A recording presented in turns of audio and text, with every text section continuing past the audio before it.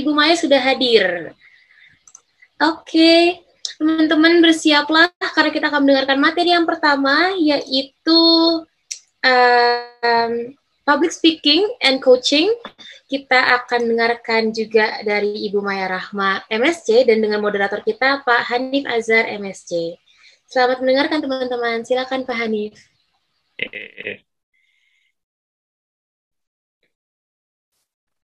Oke, bismillahirrahmanirrahim. Assalamualaikum warahmatullahi wabarakatuh. Oke. Waalaikumsalam. Terima kasih. Selamat siang semuanya. Salam kenal semuanya. Saya Hanif Azhar, dosen dari desain produk yang dalam kegiatan kuliah umum siang ini saya akan menemani teman-teman semuanya nanti dalam diskusi dan banyak hal terkait kegiatan di siang kali ini. Nah, untuk pembicara pertama, kayaknya kita mau nyapa dulu deh, kenalan-kenalan dulu sama pembicara pertama. Halo Ibu Maya. Halo.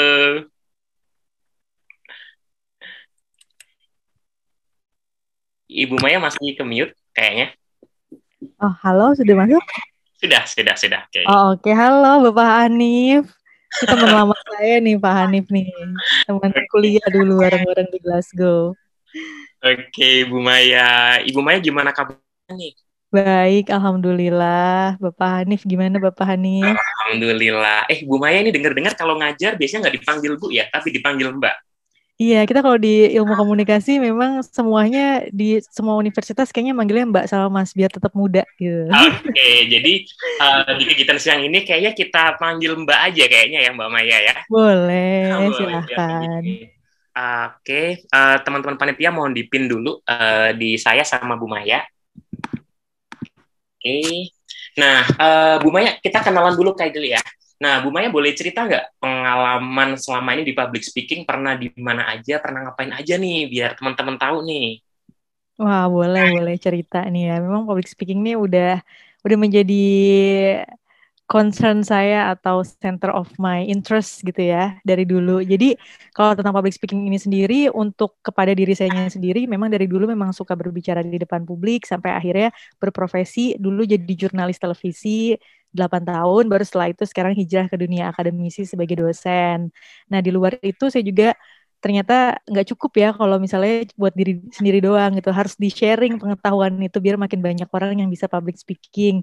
Jadi saya suka sharing tentang public speaking, tips-tipsnya, baik jadi MC atau jadi pembicara, itu di YouTube channel. Nah, kalau misalnya mau pada belajar, boleh nih nanti subscribe di YouTube channelnya Maya Rahma, atau sekarang udah ada TikTok juga. Access in every platform. Luar biasa nih Bu Maya. Gitu kurang lebih. Dan sekarang aktif jadi public speaking trainer juga sih, dan punya public speaking coaching sendiri gitu. Nah, teman-teman semuanya ini pas banget nih Bu Maya. Jadi kebetulan saya di desain produk ini juga ada mata kuliah namanya teknik presentasi.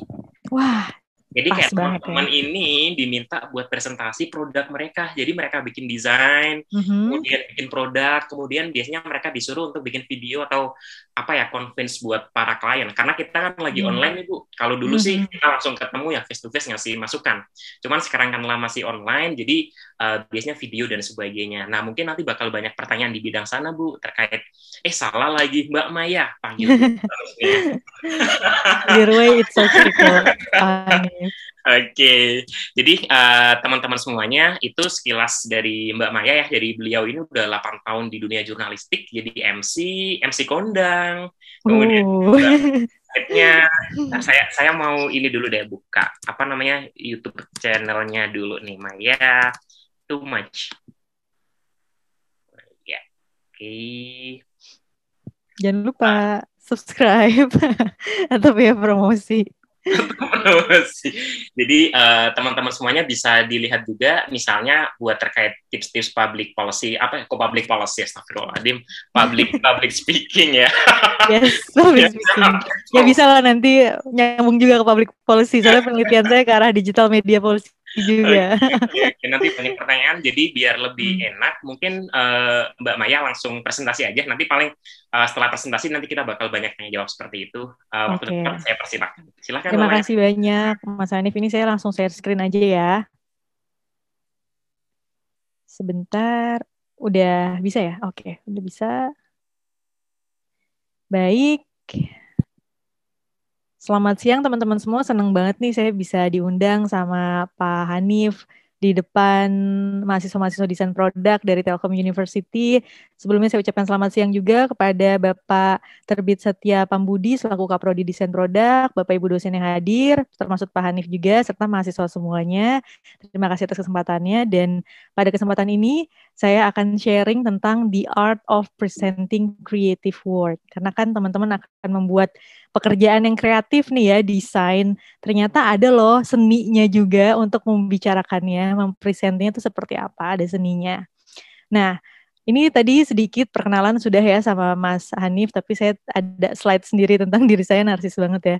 Nah, jadi tadi seperti yang saya sudah ceritakan, saya adalah seorang profesional jurnalis ya sebelumnya, bekerja di dunia jurnalistik sejak lulus sampai 8 tahun, habis itu kuliah juga sama Mas Hanif, sama-sama di University of Glasgow, kita juga ngambil beberapa kelas bareng-bareng ya, Mas Hanif di sana, Pak Hanif.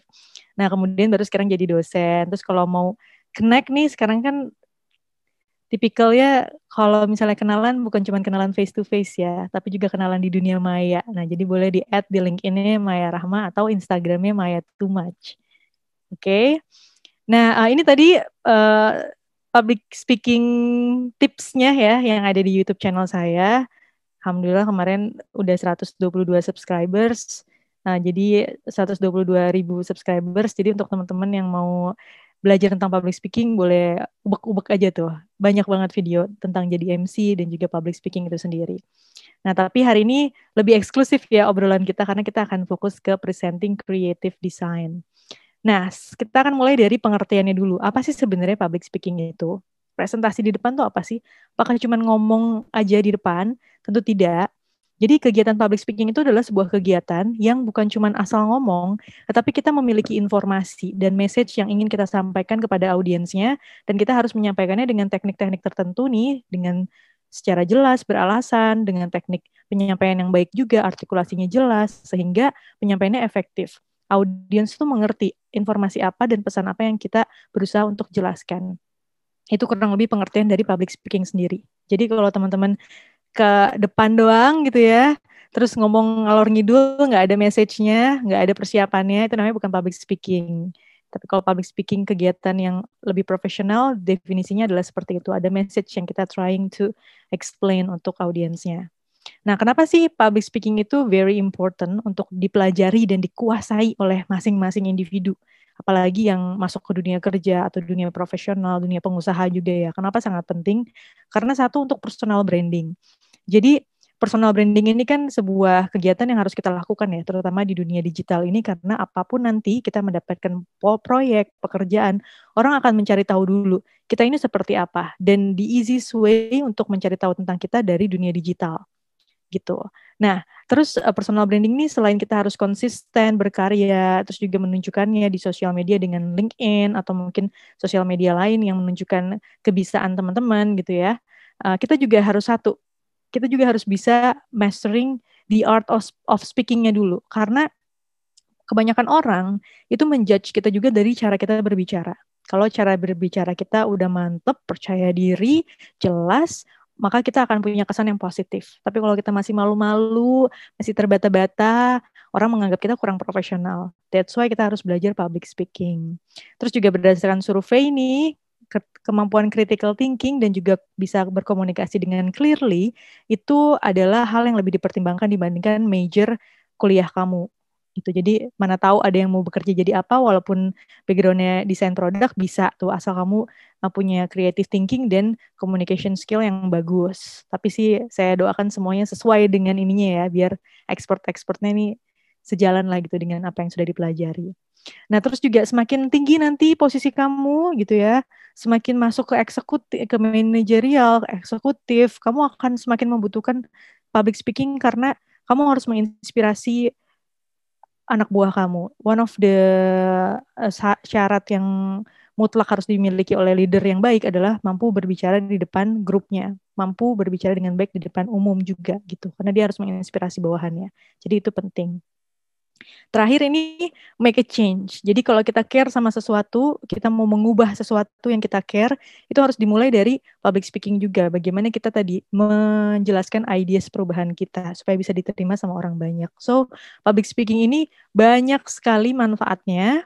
Jadi karena itulah kita harus menguasai hal ini. Kalau kita lebih ke spesifik lagi tentang produk desainnya ya. Produk desain itu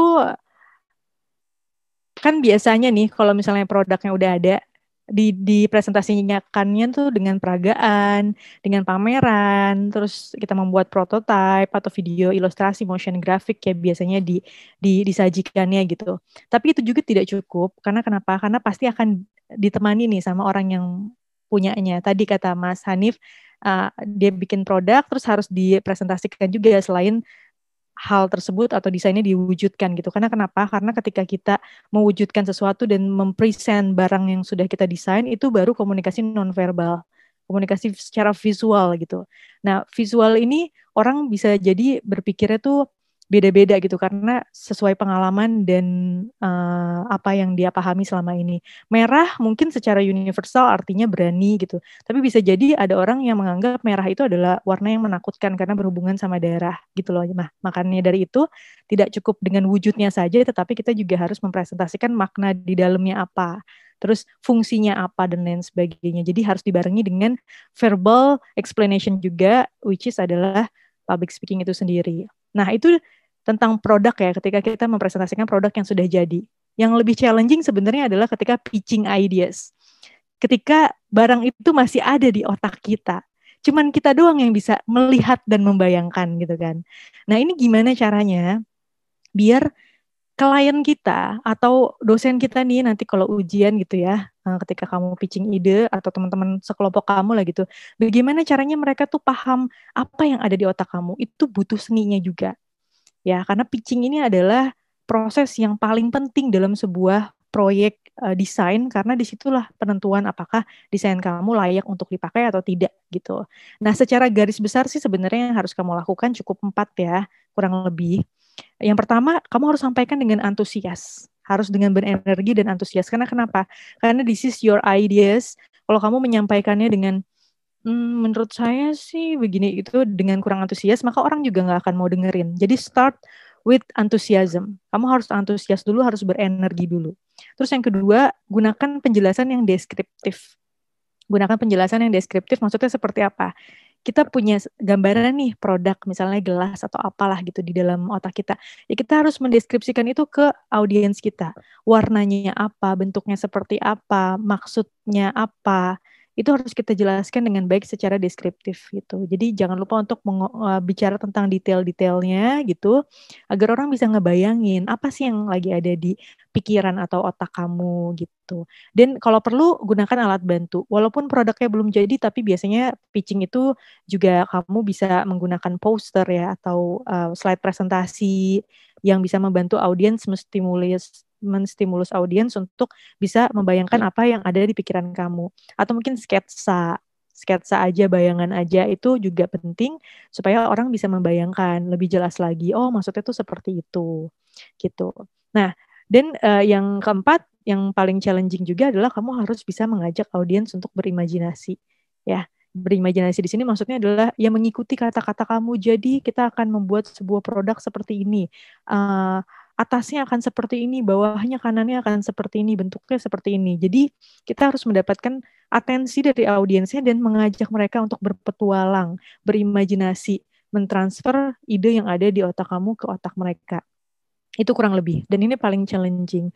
Nah, sekarang bagaimana untuk nanti mempresentasikannya dengan baik, kita akan bawa ke teknik dasar public speaking dulu. Tapi ingat, remember, anytime kamu mau pitching ideas, karena ini adalah very important process, kamu harus antusias dulu yang pertama.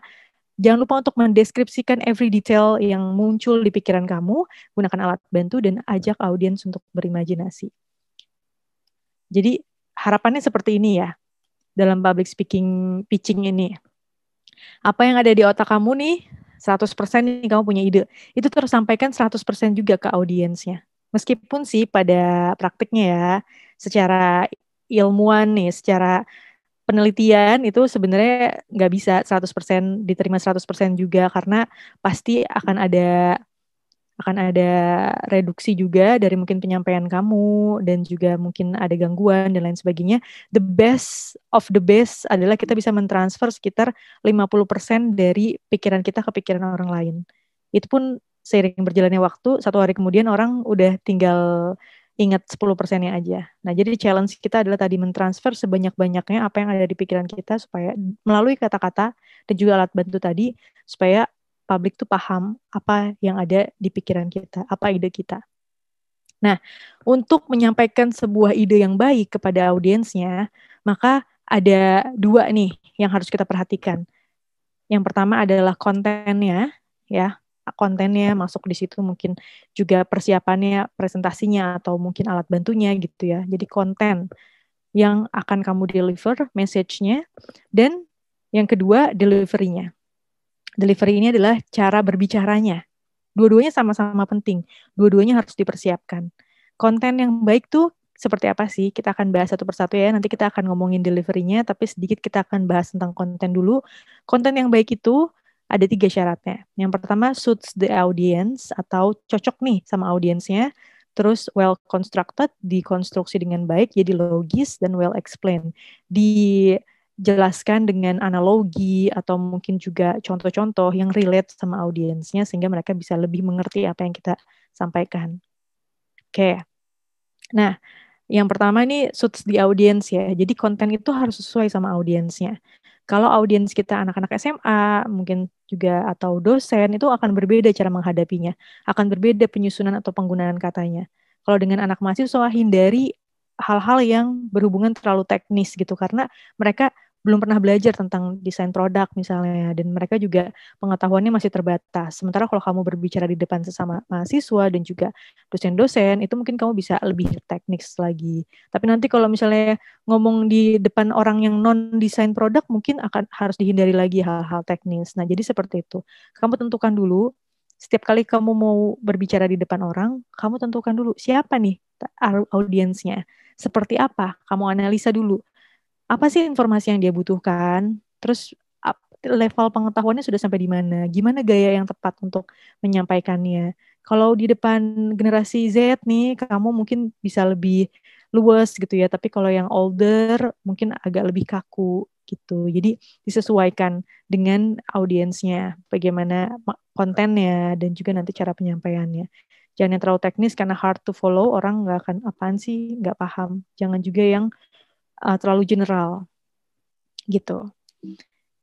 Kemudian well constructed itu maksudnya adalah logis ya. Jadi kalau kamu menjelaskan sebuah desain, saya pakai mungkin kalau produk desainnya seperti apa, kamu masing-masing paham ya. Tapi misalnya nih saya analogikan aja, misalnya kita menjelaskan sesuatu, jelaskanlah dari awal sampai akhir misalnya. Kalau kamu menjelaskan tentang sebuah rumah misalnya gitu ya. Kalau kamu jelasinnya dari dapur, terus ke kamar mandi, ke kamar tidur, baru ke ruang tamu, orang akan pusing. Tapi kalau kamu jelasinnya dari ruang tamu dulu, living room, terus juga kamar mandi, ruang tidur atau kamar tidur, terus ke belakang, dari awal ke belakang tuh jadi lebih mudah untuk diterima oleh kognitif seseorang gitu, dibandingkan kamu loncat-loncat. Itu cuma analogi aja, tapi kalau desain produk kan kamu yang tahu sendiri produknya seperti apa. Misalnya sebuah produk handphone atau apa gitu, nah kamu yang tahu dari awal sampai akhir. Jangan menclok-menclok jelasinnya, biar lebih bisa dipahami. Ya, dan kamu juga harus paham kalau misalnya sebuah pidato itu opening, body, closing itu sama-sama penting. Jadi opening itu first impression kamu, jadi kamu harus membangun opening yang lancar, yang membangun kepercayaan, terus bodinya sudah dipersiapkan, penjelasannya seperti apa, dan closing. Kata-kata terakhir juga matters. Jadi jangan sampai kamu lemahkan atau kayak udahlah terakhirnya assalamualaikum aja gitu. Nah itu kalau bisa ketika pitching, apalagi pitching kan kesan terakhir menentukan juga gitu. Kamu harus mikirin juga kata terakhirnya kira-kira apa biar lebih impactful. Nah terus well explained ya. Jadi sebenarnya kalau dalam basic public speaking sih well explain itu ketika kita punya poin-poin, terus kita menjelaskannya bukan cuma dijelaskan tapi diberi contoh, diberi data statistik gitu. Itu akan lebih meningkatkan kredibilitas kita dan juga orang lebih akan percaya sama pembicara. Jadi ketika kamu menjelaskan tentang desain kamu bisa masukin data statistik di sana biar orang tuh lebih paham kenapa penting sih desain ini untuk dibuat gitu. Atau kutipan ahli atau untuk sesuatu yang mungkin sulit dibayangkan, kamu bisa bayangkan ini seperti mesin mobil atau apa gitu biar orang lebih paham apa yang kamu ingin jelaskan. Kurang lebih seperti itu untuk konten, jadi harus sesuai sama audiensnya, harus logis atau well constructed dan juga well explained. Ketika kamu menjelaskannya, kamu menjelaskan dengan sangat jelas dengan ditambah data-data dan dukungan informasi yang kredibel juga. Oke, nah sekarang jangan lupa beriringan dengan konten kamu ketika kamu melakukan pitching, memang akhirnya keberadaan alat bantu nih belum jadi memang barangnya gitu, tapi keberadaan sketsa atau mungkin juga gambaran atau mungkin slide presentasi itu menjadi penting supaya bisa menstimulus pemikiran audiensnya biar kamu lebih mudah mentransfer idenya. Nah, penggunaan alat bantu itu penting kan tadi untuk mempermudah audiens mengerti apa yang kamu sampaikan, terus juga bisa meningkatkan kredibilitas kamu karena kamu dilihat lebih siap gitu, lebih profesional, dan juga nih yang paling penting bisa memecah nervous kamu juga gitu. Jadi kamu nggak terlalu nervous karena kenapa? Karena dengan menggunakan alat bantu, audience attention-nya bukan cuma langsung ke kamu, tapi ke alat bantunya itu. Jadi kamu bisa memecah perhatiannya sehingga kamu bisa less worry. Nanti kita akan ngomongin nervous di belakang, tapi sekarang kontennya dulu. Nah, apa saja sih yang bisa kita gunakan untuk mempermudah kita dalam presentasi ide? Ya, alat bantu seperti apa aja yang bisa kita gunakan? Kita bisa menggunakan objek atau model gitu, prototype tadi. Kemudian juga kalau memang prototype terlalu besar nih desainnya, nggak mungkin dimasukin ke dalam satu ruangan, atau nggak mungkin kamu bawa ke depan laptop, kamu bisa menggunakan gambar atau foto biar lebih mempermudah. Terus juga untuk numbers, kamu bisa sajikan dalam bentuk grafik atau table. Kemudian kamu juga bisa membuat video, karena kan gini, kalau misalnya barangnya didatengin saya adanya ini nih di depan saya. Nah, barangnya didatengin, orang dari jarak jauh tuh nggak bisa ngelihat detailsnya. Tapi kalau kita bikin videonya, kita bisa shoot ke detail-detailnya sehingga orang tuh bisa lebih lihat, oh ada itu di situ, ada itu di situ gitu ya. Jadi bisa dibikin video juga, atau kalau misalnya produknya belum ada bisa dibikin motion grafik ya. Selain itu, selain video, kamu juga bisa menjadi model. Jadi pembicara sendiri juga bisa menjadi model dari atau alat bantu dari presentasi kamu dengan apa? Misalnya kamu dengan acting atau juga menirukan sesuatu, itu kamu bisa menjadi alat bantu bagi diri kamu sendiri juga. Jadi kurang lebih itu adalah alat bantu dalam public speaking ya yang bisa kamu gunakan. Nah, tadi nih ada ilustrasinya, ini objek peraga seperti ini ya. Kalau memang tidak terlalu besar bisa dibawa.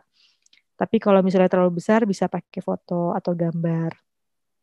Nah, terus guidelines-nya ketika menggunakan alat bantu ini, yang pertama, pastikan alat bantunya terlihat oleh audiens, makanya tentukan kalau memang terlalu kecil, lebih baik alat bantu ini difoto saja gitu biar kelihatan oleh semua audiens. Dan yang kedua, kadang-kadang kita terlalu excited, kita bawa beberapa contoh produknya, terus kita bagikan tuh ke audiensnya. Nah itu sebenarnya tidak direkomendasikan ya untuk membagikan model ketika kita sedang presentasi, karena itu akan memecah audiens, memecah atensi audiens. Jadi dia akan cenderung melihat barangnya tanpa mendengarkan penjelasan kamu. Jadi lebih baik ini dilakukan di saat yang berbeda. Pertama, kasih foto aja atau ditaruh di depan dulu biar orang fokus. Baru nanti setelah ini mereka bisa melihat secara lebih dekat gitu. Jangan diberikan begitu saja karena selain bakal hilang juga takutnya ya. Nggak tahu nanti dibawa siapa. Itu juga bisa merusak audiens, perhatiannya audiens. Nah, kemudian gunakan alat bantu di saat yang tepat juga. Kalau kamu melihat profesional public speaker, dia tuh nggak selamanya slide itu nyala biasanya. Jadi pas bagian apa, kalau kamu lihat TED Talks ya, dia akan fokus dulu ke dia. Tapi begitu nanti dia mau menjelaskan sesuatu, dia akan masukkan slide. Kalau enggak, slide-nya dimatiin. Jadi yang lebih expert tuh seperti itu, gunakan alat bantu di saat yang tepat. Nggak harus alat bantu tuh ada, kamu pegang terus sepanjang presentasi gitu ya. Dan sampaikan poinnya dengan jelas dan padat, brief gitu, tapi tetap tadi deskriptif ya. Nah, kemudian bicara pada audiens bukan pada alat bantu. Jadi kadang-kadang kalau misalnya kamu pakai slide, ngomongnya ke slide terus karena kamu pengen nyontek aja gitu dan nggak berani ngelihat ke audiensnya. Nah, jangan seperti itu, tapi fokus ini alat bantu untuk presentasi kamu, bukan alat contekan kamu gitu ya. Jadi fokusnya tetap ke audiens. Nah, terus yang berikutnya terakhir, jangan lupa latihan. Jadi kalau kita mau mempresentasikan sesuatu pakai alat bantu, entah itu slide atau produknya sendiri, kita harus latihan dulu biar kita terbiasa untuk mengoperasikan dan menunjukkan barangnya sambil kita berbicara. Karena kadang-kadang melakukan sesuatu sambil berbicara itu nggak semua orang terlatih. Ya. Oke, itu tentang konten. Sekarang kita akan bahas tentang delivery-nya. Ini biasanya mahasiswa sukanya ini nih, bagian cara bicaranya. Gimana sih cara bicara yang benar dan baik itu yang bisa mengimpress audiens? Kita lihat di sini ada 4 poin, nanti kita akan bicara tentang kepercayaan diri, teknik vokal, ekspresi gesture, dan komunikatif. Oke, sebelum kita mulai tentang teknik berbicara, saya pengen jelaskan dulu sebuah teori komunikasi ya, teman-teman. Jadi ada teori yang namanya Fitri, ini dari Albert Mehrabian, ahli psikologi komunikasi dari Amerika Serikat. Dia punya sebuah teori bahwa audiens itu berusaha memahami apa yang kita sampaikan. Dia melihat 3 hal, Fitri, verbal, vokal, visual. Verbal, konten yang tadi kita persiapkan, surprisingly cuman dilihat 7%. Tapi mereka lebih melihat kepada vokal dan visual, ekspresi dan cara berbicara kita. Itu ternyata dinilai 90% lebih dibandingkan dengan kontennya. Itulah kenapa banyak dalam tanda kutip penipu gitu ya, yang mungkin pesannya nggak logis gitu. Nanti kalau ibu investasi di sini, kita akan 2 kali lipat gitu. Nggak logis, tapi karena cara berbicaranya tuh oke banget ya, trusted banget, maka orang jadi percaya sama dia. That's why selain kita mempersiapkan verbalnya, kita juga harus mempersiapkan cara berbicaranya. Nah, cara berbicaranya ada 4 di sini saya rangkum ya. Yang pertama, ini nih yang paling penting dulu. Kepercayaan diri, akar dari public speaking. Sebelum kamu percaya diri, kamu akan nervous. Dan kalau kita nervous, ada hormon kortisol dan hormon adrenalin produksinya tinggi ketika kita nervous ya. Sehingga kita tidak bisa berpikir dengan tenang. Sehingga akhirnya kita screw up nih penampilannya. Nggak bener. Karena kita nggak bisa mikir, karena kita nervous. Makanya kita harus percaya diri supaya nervous kita turun dan kita bisa perform dengan baik. Sekarang coba deh. Tadi saya kasih link sama Alfian ya.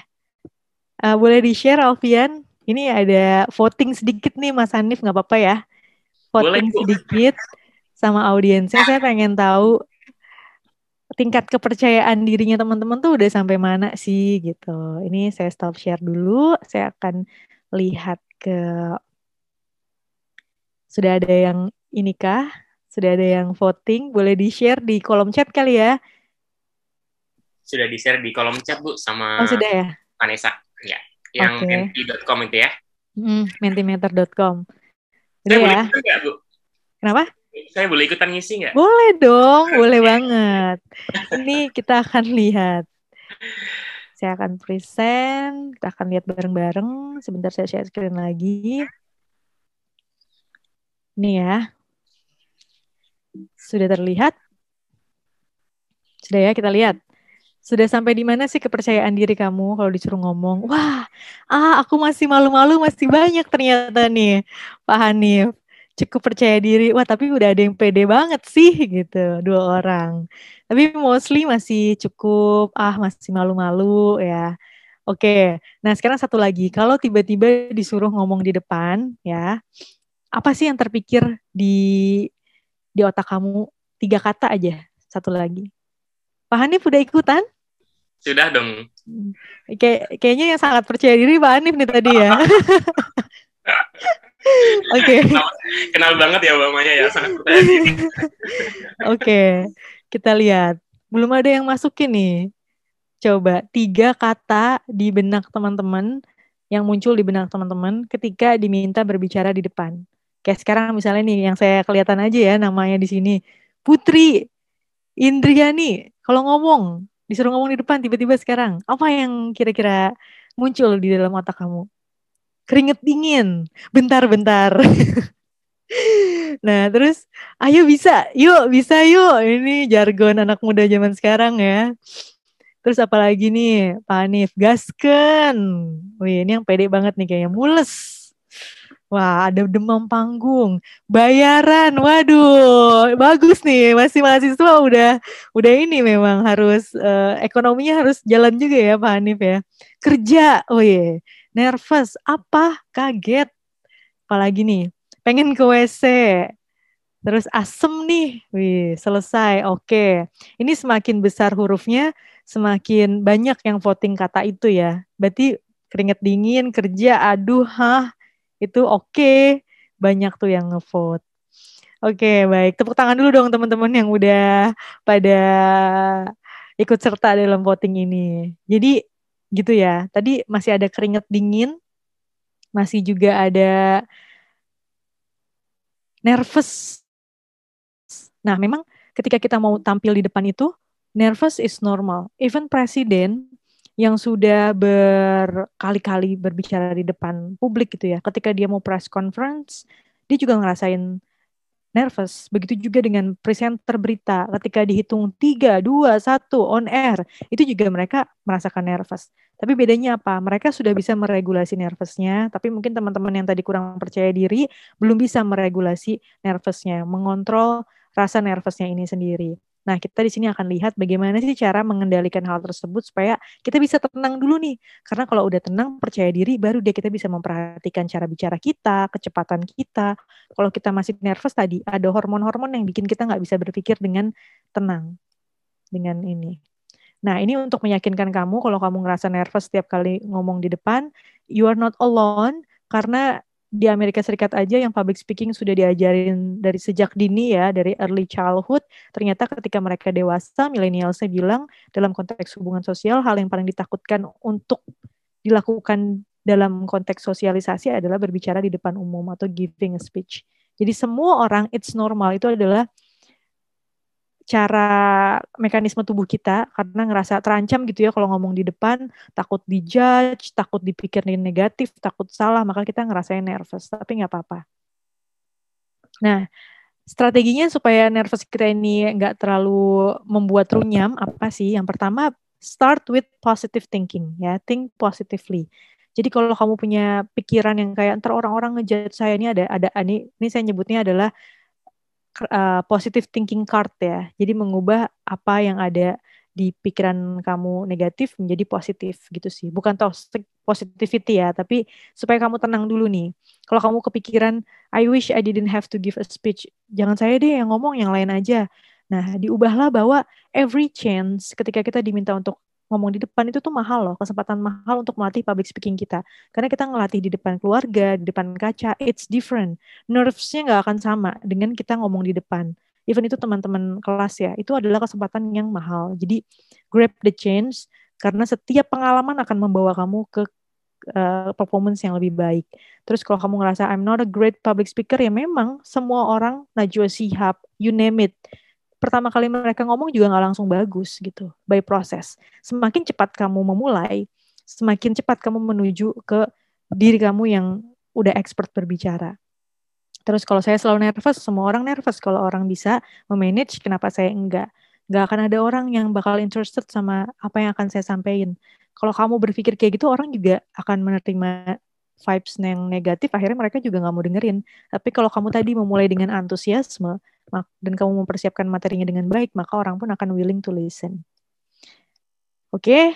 Dan selain positive thinking card tadi, kamu juga harus paham, ketika mungkin ada nih yang trauma-trauma gitu, pernah diledekin atau apa, suatu hari ikutan lomba, terus jelek banget, udah trauma, nggak mau ngomong di depan lagi. Just forgive yourself dan jadikan pengalaman itu sebagai batu loncatan kamu untuk menjadi lebih baik lagi. Jangan sampai menghalangi kamu untuk mencoba. Jangan sampai membuat kamu berhenti untuk mencoba ya. Ingatlah bahwa even an expert can have a bad day. Daniel Manantang MC juga pernah kok di Nia Ramadhani kemarin. Dia kurang bagus apa? Ngomong di depan orang udah biasa banget, artis gitu kan. Tapi ternyata MC dia masih bisa salah juga gitu kan. Jadi kalau kamu pernah melakukan kesalahan di waktu lalu, please forgive yourself dan move on. Ya jadikan pelajaran, belajar dari kesalahan itu dan coba lagi. Be a better version of you. Ya learn from your mistakes. Oke, dan ini practical things-nya ketika kamu ngerasa nervous, pertama tadi positive thinking dulu, kemudian karena ini adalah reaksi fisik, kamu juga bisa meng-counter dengan fisik juga, jadi tarik nafas yang dalam, tarik nafas pelan-pelan, hitung sampai 7-8 lah, tahan 1-2 detik, buang lagi pelan-pelan. Lakukan itu 6-7 kali, mudah-mudahan detak jantung kamu akan turun. Kalau belum juga, kamu bisa minum. Biasanya minum-minum apa nih, millennials kan suka gitu ya, minum yang manis-manis untuk menambah energi dan biar tenang gitu, entah kopi atau teh gitu, air putih. Kamu juga bisa berdoa biar menambah keyakinan, minta semangat dari orang yang disayang. Biasanya kan dari, kalau milenial sekarang masih pacaran gak sih? Ada mungkin yang dari kakaknya, dari papanya, atau dari teman dekatnya gitu. Biasanya akan lebih semangat kalau dikasih good luck ya gitu, atau dikasih semangat ya. Gitu. Kalau anak-anak zaman sekarang juga ada cayo gitu kan, akan lebih semangat. Dan strategi terakhir nih, kalau semuanya belum works, kayak masih deg-degan gitu, ini tangan saya kok masih bergetar ya. Ya udah, strategi terakhir adalah fake it until you make it. Jadi presenter berita itu, kalau kamu perhatiin ketika dia dihitung 3, 2, 1, tangannya tuh bergetar, tapi mereka tidak overthinking yang kayak, aduh tangan saya bergetar, nanti saya dinilai nervous dan jelek nih sama audiens, enggak.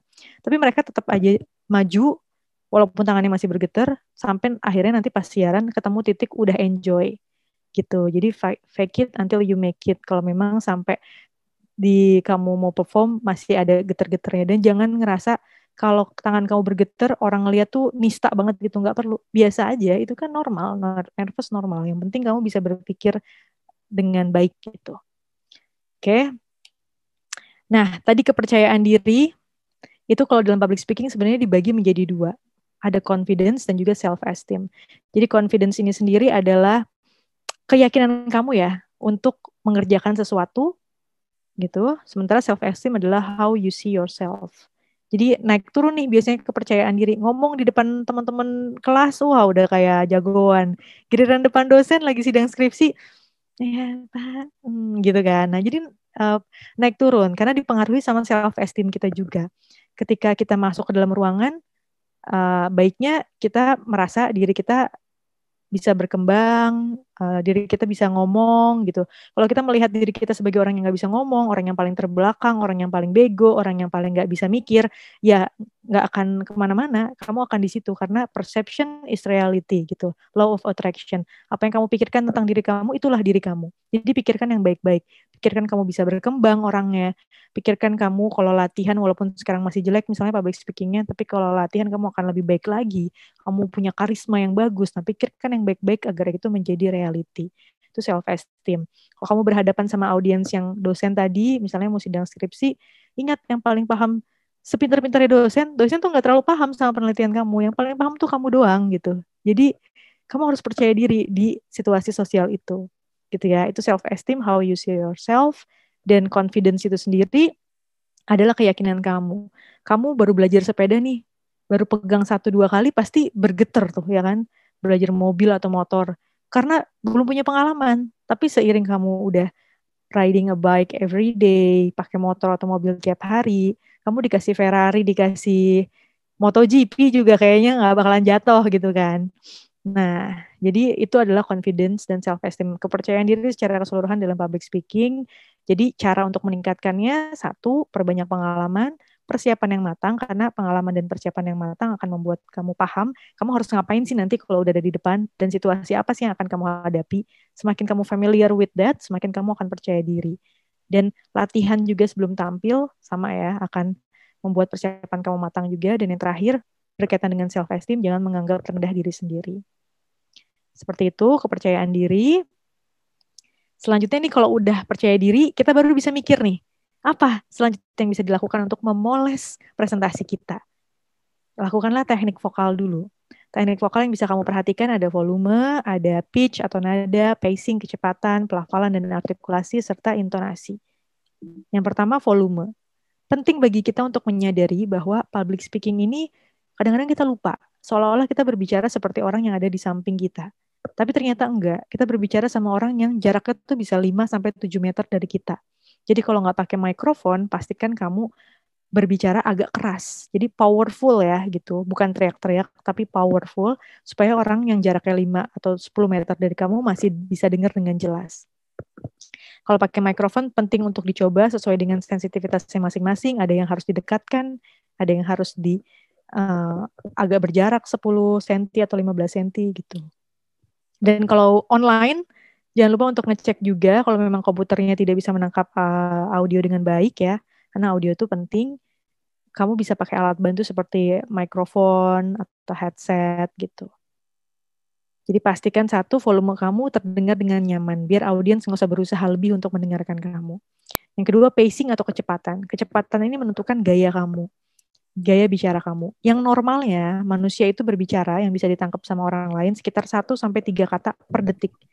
Jadi kalau kamu bisa berbicara lebih cepat dari itu, lebih cepat dari 3 kata per detik, berarti itu kecepatan. Atau kurang dari 1 kata per detik, 1 suku kata misalnya ya, gitu. Ya, nah itu kelamaan. Jadi sekitar 1-3 kata per detik itu yang normal. Atau 120-150 kata per menit. Tapi nanti di level advance-nya sesuaikan dengan audiensnya.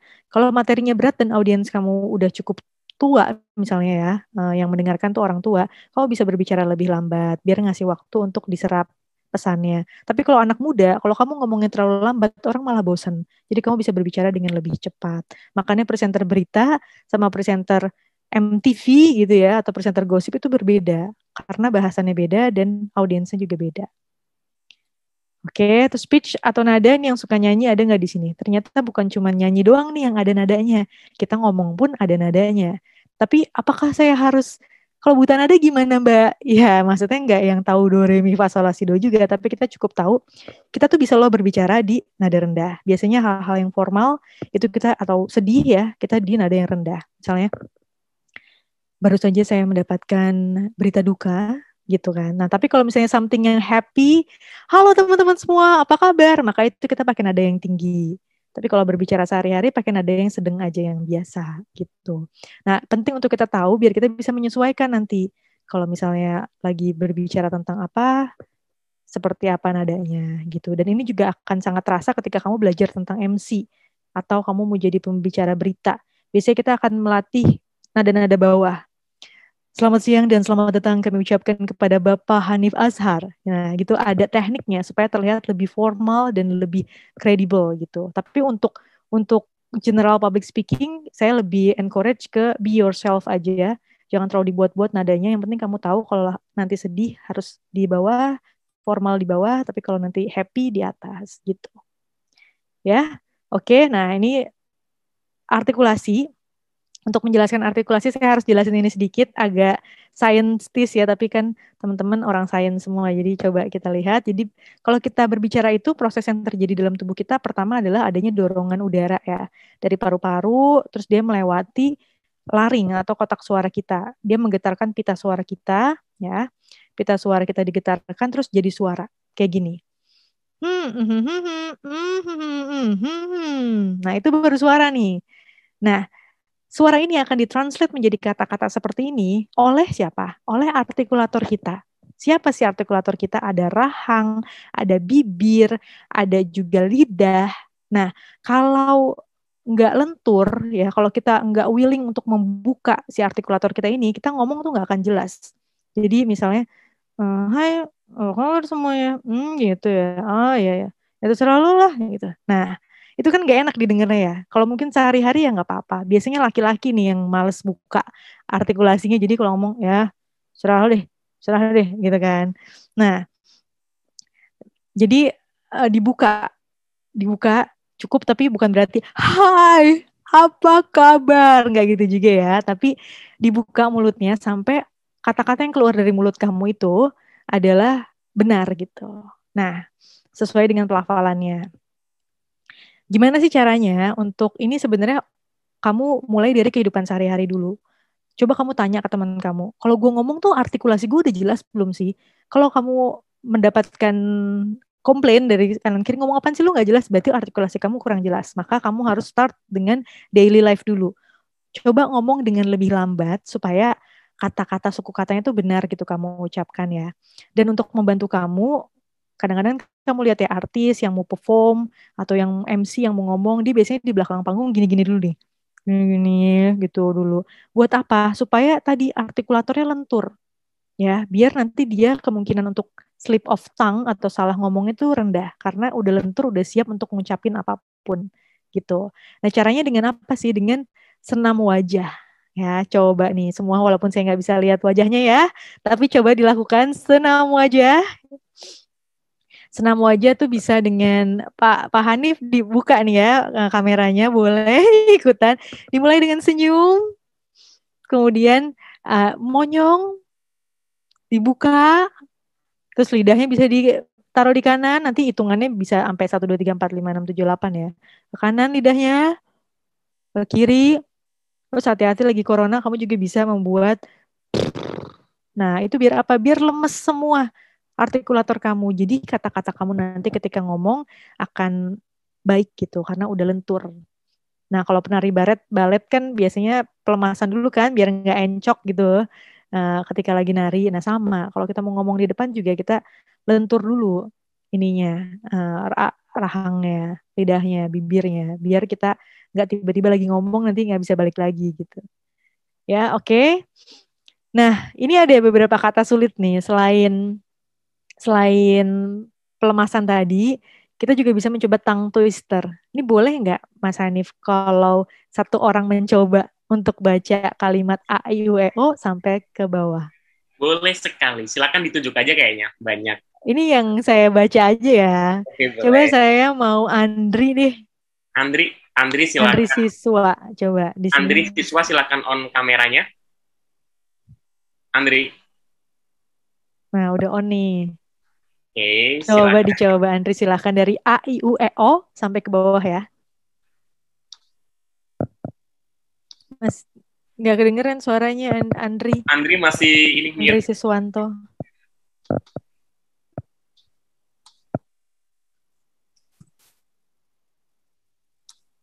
Wah, sayang sekali nih.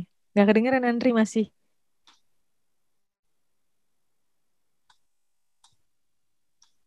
Wah, Andri ada ini. Ya udah kalau gitu ke yang lain dulu deh. Andri dia masih ada kendala teknis. Di sampingnya Andri nih kalau di tempat saya ada Karisa Utari. Coba Karisa Utari. Karisa silakan dibuka kameranya. Ini purely random ya dari Mbak Maya yang Iya, nggak ada random. apapun.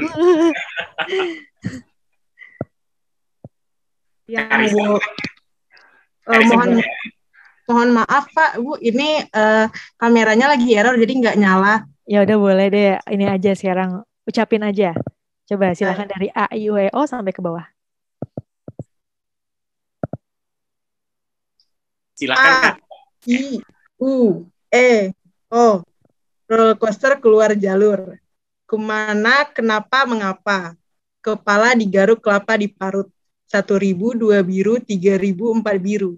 Oke, tepuk tangan dong buat Karisa. Thank you Karisa. Nah, kata-kata ini bisa juga jadi latihan ya buat kita karena ini ada kombinasi R, biasanya yang susah untuk diucapkan, tuh kemudian kebanyakan A juga kadang-kadang sulit untuk diucapkan gitu. Ya, jadi kombinasi seperti ini bisa dan kita juga bisa melatih dengan yang paling gampang A, I, U, E, O. Pastikan kamu kalau ngomong A, I, U, E, O ya A, I, U, E, O bukan A, I, U, E, O. Nah, kayak gitu ya. Itu salah satu cara untuk memperbaiki artikulasi kamu. Jadi kalau misalnya pengen ngecek bisa direkam terus kamu dengerin cara pronunciation semua kata-kata kamu tuh udah benar belum sih, udah jelas belum sih. Gitu itu penting ya karena mempermudah audiens untuk menangkap. Nah, kemudian intonasi ini yang gak kalah penting juga. Jadi kalau kita berbicara kadang-kadang karena nervous jadinya datar gitu. Yang penting ngomong aja terus. Tapi sebenarnya nggak seperti itu. Ketika kita ngomong di depan, kita harus enjoy. Kita harus menikmati every second of it, sehingga kita bisa natural. Ya, tadi harus antusias dan natural. Kayak kita ngomong sama temen kita. Tahu nggak sih? Masa Pak Hanif? Nggak ya? Ngasih aku nilai A+, gitu misalnya. Kan itu pakai intonasi ya, gitu. Jadi jangan cuma datar, kadang-kadang orang lupa karena stres itu jadi kayak, ya hari ini saya ingin menjelaskan tentang desain saya gitu. Nah, karena tadi nervous, tapi kalau kamu lebih tenang, lebih relax, lebih enjoy, maka nanti intonasinya akan mengikuti sendiri. Kasih penekanan-penekanan seperti kamu berbicara dalam kehidupan sehari-hari. Oke, itu tentang teknik vokal. Jangan lupa untuk ngecek volume, apa aja tadi, artikulasi kamu, pitch, suara, kecepatan, dan juga intonasinya ya. Nah, 2 terakhir ini ekspresi dan gesture, visual nih, yang kelihatan. Manusia itu kan makhluk visual. Jadi dia melihat dulu nih sebelum mendengarkan kamu. Jadi kamu harus pay attention juga sama apa yang terlihat. Yang pertama pasti penampilan. Ya, pastikan penampilan kamu sesuai sama acaranya karena tadi they see you before they hear you. Jadi make a very good impression at the very beginning gitu kan. Jadi pakai baju yang sesuai. Maybe kalau kamu jadi pembicara, gunakan baju yang sedikit lebih bagus daripada audiensnya, misalnya gitu. Sesuaikan dengan temanya. Yang rapih, dan ini juga bentuk respect kamu ya sama audiensnya kalau kamu pakai baju. Jangan ngomong Mark Zuckerberg atau tokoh-tokoh lainnya yang memang udah punya audiensnya sendiri, tapi ketika kita sebagai profesional yang berusaha untuk menghadapi klien, hormati mereka dengan menggunakan pakaian yang pantas. Oke, kemudian selain pakaian, apakah pakaian bagus, make up bagus sudah selesai nih? Kamu akan sukses? Tentu tidak ya. Ada upaya-upaya lain yang harus dilakukan, komunikasi nonverbalnya ya. Yang pertama, posture tubuh kamu, pastikan kamu berdiri dengan tegak ya. Kalaupun duduk, kalau bisa jangan nyender gini, tapi agak maju ke depan ya. Duduk juga jangan terlalu belakang, tapi agak maju ke depan nih seperti ini. Biar apa? Biar kamu kelihatan confidence. Dan tadi kan ada saluran pernafasan tadi ya, ketika kita ngomong itu akan lebih lancar kalau kita duduknya tuh tegak atau berdirinya tegak. Dan kita juga akan kelihatan terbuka dan siap untuk menghadapi audiensnya dibanding kita tertutup gitu atau nunduk gitu ya. Nah, jadi posture-nya harus tegak, kemudian juga facial expression-nya kita harus tadi dengan intonasi-intonasi yang kita lakukan sebenarnya kita punya ruang untuk berekspresi. Untuk memastikan kadang-kadang tuh kita ngomong nih, terus teman kita bilang, lu galak banget sih dari tadi nggak ada senyum-senyumnya ngomongnya, kita nggak percaya. Ah, masa sih tadi gue udah senyum deh. Maka the effective way untuk melihat dan ngecek facial expression kamu adalah kamu lihat ke kaca. Persiapkan lihat ke kaca sebelum latihan di depan kaca sebelum kamu perform. Jadi kamu bisa koreksi. Oh iya ya, kok gue serem amat ya gak ada senyum-senyumnya gitu. Atau kok matanya kurang berbinar-binar ya kayaknya. Nah itu kan personal ya, kamu yang tahu sendiri gitu. Jadi latih di depan kaca, lihat apa yang harus diperbaiki, kurang apa gitu, apa kurang antusias atau seperti apa. Atau minta pendapat expert gitu ya, orang yang biasa menilai public speaking, apakah kamu udah cukup berekspresi atau belum gitu. Dan yang pasti tadi antusiasme, energi itu membuat kamu akan bisa berekspresi. Nah, masih ada waktunya nggak ya? Oh, nanti belakangan aja nih. Tadi kata Mas Anif, masing-masing udah pada punya produk yang akan dipresentasikan kan? Ada lah gitu, ada tugasnya ya? Ada lah, nanti bisa di-mention aja. Oh, bisa di-mention.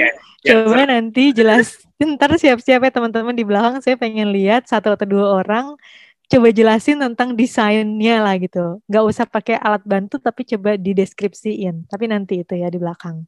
Saya kasih tahu dulu kaitan tips-tipsnya. Nah, selain ekspresi, kamu juga harus memberikan gesture atau gestur nih bahasa Indonesianya. Bahasa Inggrisnya gesture. Nah, gesture itu pergerakan kepala kita, tangan kita harus seperti apa sih nih? Jadi ya lagi-lagi yang pertama adalah dia harus di dalam kendali kita dulu. Kadang-kadang kalau misalnya kita nervous tadi yang belum terkendali, kita kayak udah deh taruh di belakang aja deh. Di belakang aja sepanjang kamu ngomong di belakang. Kalau enggak, kamu goyang-goyang depan belakang, kiri kanan. Kamu nggak nyadar kalau kamu goyang-goyang atau fidgeting jari kamu, kaki kamu gitu ya.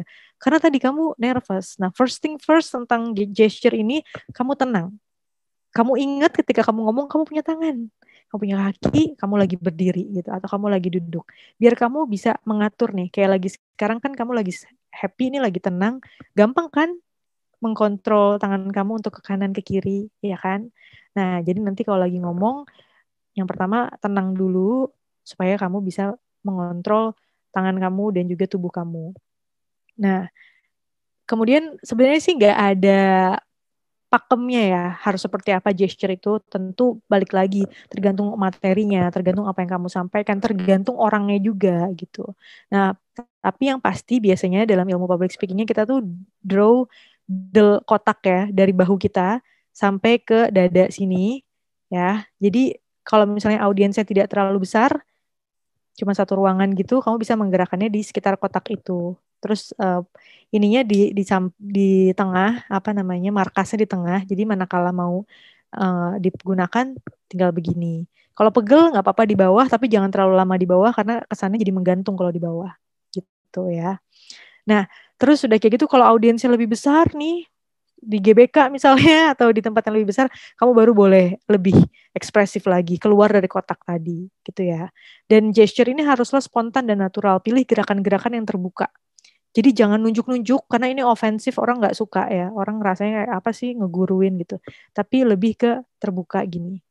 Seperti itu. Jadi seperti ini gitu. Jadi lebih terbuka biar orang ngerasa nyaman juga yang ngelihatnya ya. Dan dari visual kita jangan lupa juga eye contact ya. Karena eye contact ini bisa membangun hubungan kita dengan audiensnya ya. Itu sebagai channel ya. Dan lihatlah mereka tepat di mata. Ada orang yang lihat jidatnya aja nih. Enggak. Kalau kita mata nggak ketemu mata itu namanya bukan eye contact. Jadi eye contact caranya adalah dengan biasanya kita pilih nih anchor-nya. Ada orang paling depan yang kita ngomong apa aja kayak ngangguk, paling setuju, paling suka sama kita gitu ya. Tapi jangan cuma ngeliatin satu orang aja nanti disangka naksir ya.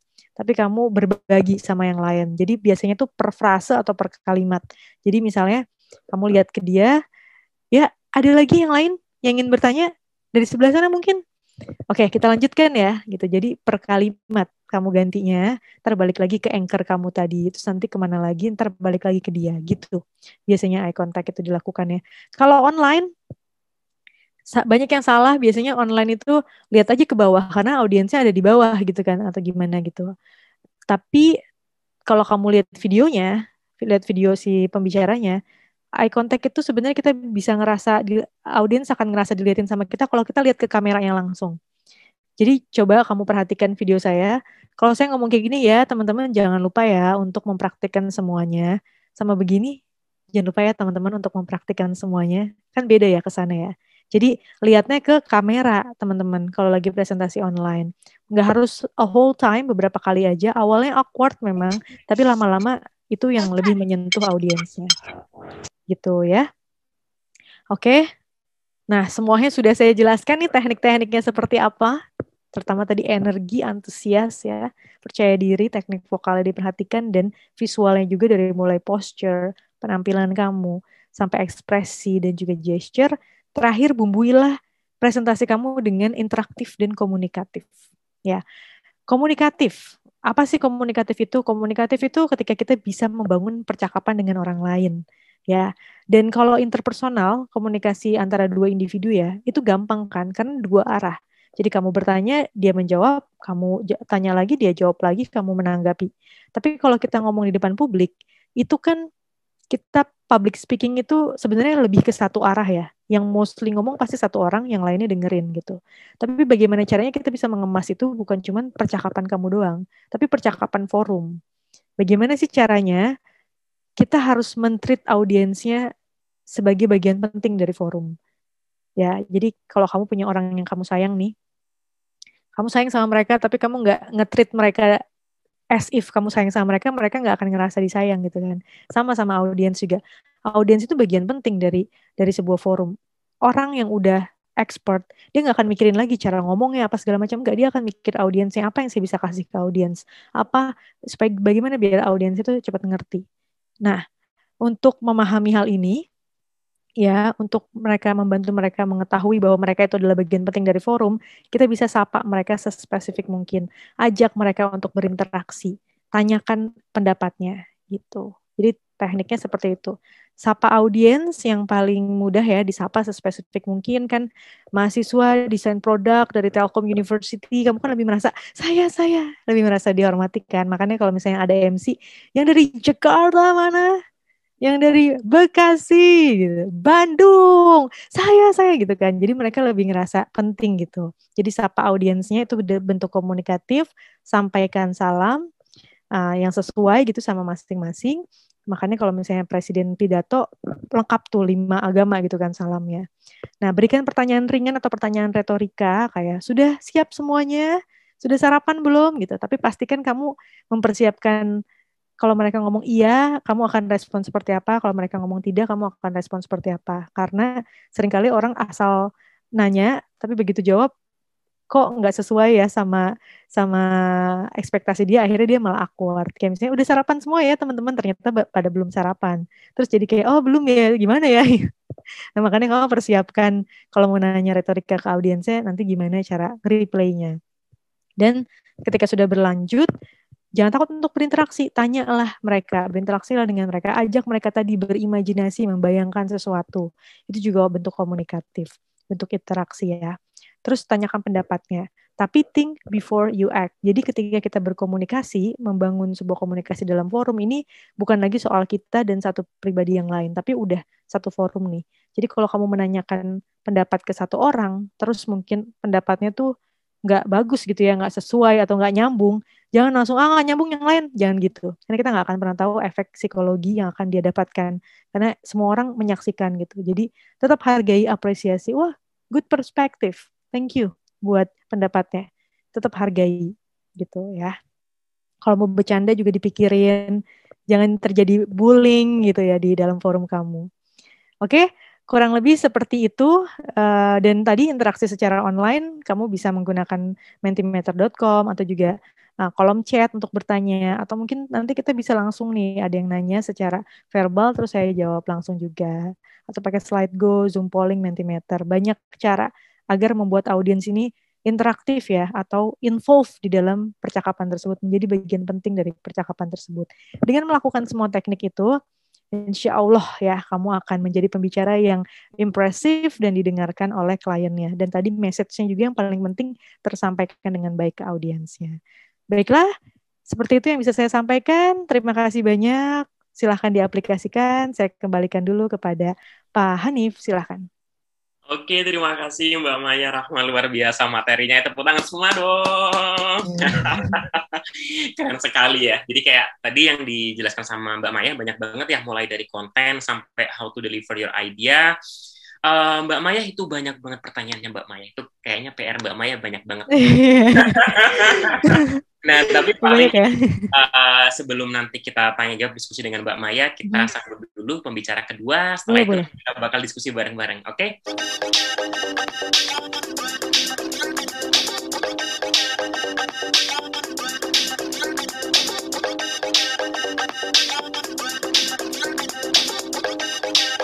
Nah, sekarang udah jam sekian, jadi kayak kita diskusi dulu, masih ada sekitar 20 menit buat diskusi.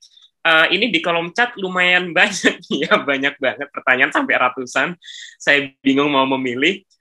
Paling gini aja, kita ini aja open mic aja. Teman-teman yang mau bertanya silakan raise hand di di raise hand aja. Biar nanti saya tunjuk, karena di sini pertanyaannya sebenarnya pertanyaan luar biasa banyak, bagus-bagus juga. Tapi khawatirnya nanti ada yang ada yang mikir kok pilih-pilih dan sebagainya, karena ratusan ibu yang nanya, luar biasa antusiasmenya mahasiswa kita. Luar biasa ya, mahasiswanya Mas luar biasa ini ya. Aktif-aktif. Sangat aktif ini Bu. Oke, silakan yang mau raise hand. Ada yang mau raise hand nggak? Oke, silakan.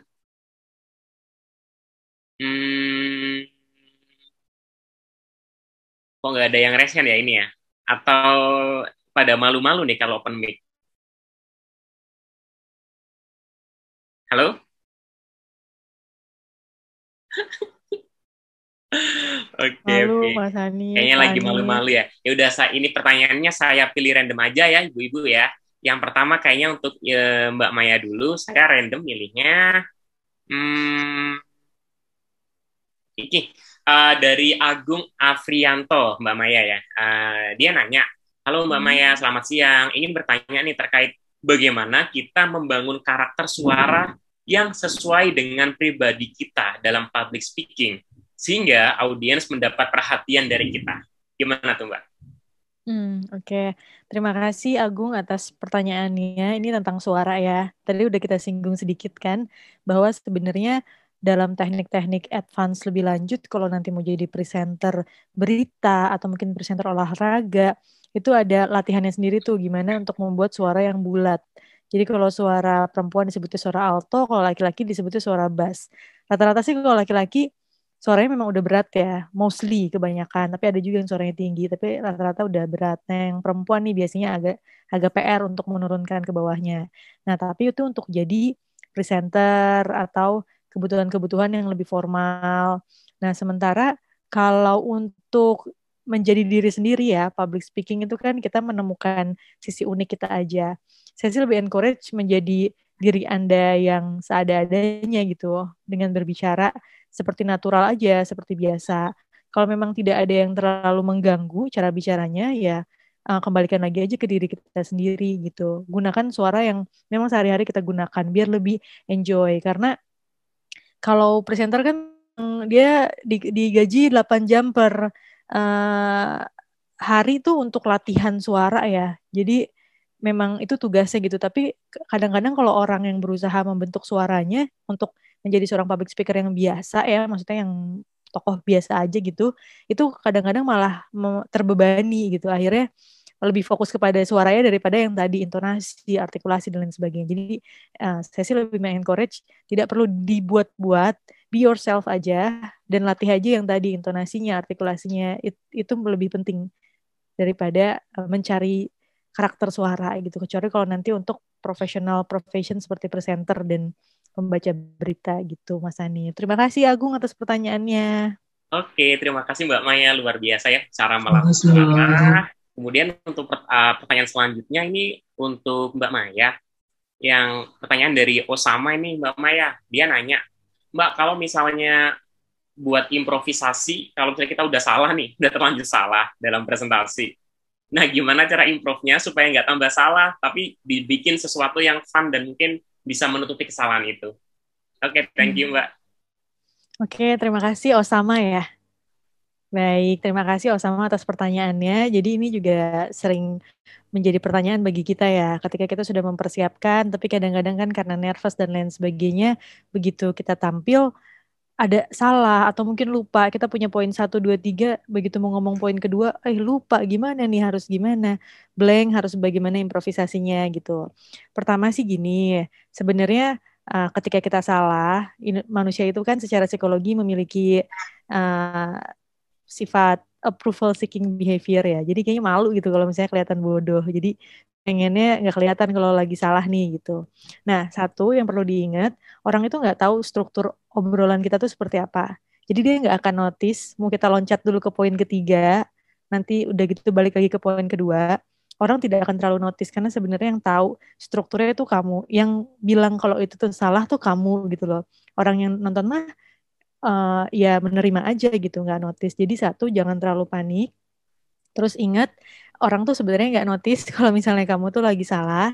Kedua, kalau kamu lupa tadi, kalau kita di presenting nih ya, atau di reporting, live report dari lapangan, kita punya 5 poin, poin keduanya lupa, show must go on, kita biasanya yang ingat aja dulu. Poin ketiga aja dulu. Nanti kalau misalnya ingat poin kedua, baru nanti kita balik lagi ke poin kedua. Nanti mungkin secara urutan memang nggak semulus seperti perencanaan ya gitu. Tapi at least kita bisa keep the show go on gitu. Jadi improvisasinya seperti itu.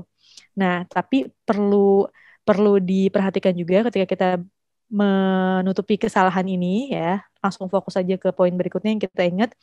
Jangan juga kita jadi improvisasi kemana-mana. Nanti yang ada obrolan kita malah terlalu jauh, nggak sesuai dengan kebutuhannya. Apalagi nanti kalau ada durasi apa segala macam kan tadi Bu Wara juga bilang biasanya kalau pitching itu cuman sekian menit gitu. Jadi walaupun improvisasi ingat durasi, jadi jangan jauh-jauh terbalik lagi. Berupaya mengingat aja apa kira-kira yang tadi dilupakan. Nah, itu adalah teknik kalau misalnya kejadian di hari H ya. Lupa, jangan panik, orang juga nggak tahu, terus langsung ingat poin berikutnya, nanti kalau ingat lagi balik lagi ke situ. Tapi untuk menghindari hal tersebut terjadi, ya prepare lah latihan, kemudian juga pakai alat bantu, pakai slide. Kalau slide kan kita tahu nih, oh di sini ngomong ini, atau kalau misalnya perlu bikin notes gitu yang kecil aja untuk sebagai pengingat kita. Tapi kalau sekarang sih sebenarnya lebih sering slide ya. Nah, alat bantu kayak gitu tuh bisa menghindari kita untuk benar-benar ngeblank gitu. Jadi manakala kita lupa banget, ada acuannya. Gitu sih kurang lebih kalau untuk improvisasi kesalahan ini ya. Oke, thank you Mbak Maya buat jawabannya. Terima kasih juga, buat teman-teman semuanya, ini kan sekarang udah jam 4.15, ini kayaknya nggak udah berasa ya. Nggak berasa, banyak banget ilmu yang bisa kita dapatkan, dan pertanyaannya masih ratusan, Masya Allah ini ya. Nah, mungkin nanti kalau misalnya ada yang mau ditanyakan, open buat ini nggak sih, discussion di luar ini, misalnya mungkin bisa menghubungi Mbak Maya atau Bu Warah terkait inovasi, mungkin teman-teman nanti bisa kontak sama beliau-beliau ini. Nah, mungkin sebelum kita tutup, ada closing statement nggak? Pertama dari Mbak Maya dulu, silakan Mbak Maya. Oke, closing statement-nya sih saya cuma titip aja bahwa public speaking ini kita harus terus belajar ya. Kita harus menjadi lifelong learner karena every experience tuh akan membuat kita menjadi lebih baik lagi. Jadi jangan pernah merasa puas walaupun mungkin sekarang udah ada yang kayaknya keren banget, tapi pasti ada selalu yang bisa diimprove biar kita performance-nya nanti bisa lebih baik lagi dan lebih baik lagi. Dan jangan lupa, jangan cuma mikirin diri sendiri, tadi pesannya Bu Wara juga, ingat sosial kita. Jadi kalau kita udah bisa, ajarin juga yang lainnya, sehingga nanti kita bisa sama-sama lebih baik lagi bersama-sama. Gitu sih kalau pesan dari saya. Ya, sukses ya teman-teman semua. Terima kasih banyak. Oke, thank you Mbak Maya. Jangan pergi dulu Mbak Maya, kita nanti Oke. sama dulu. Siap.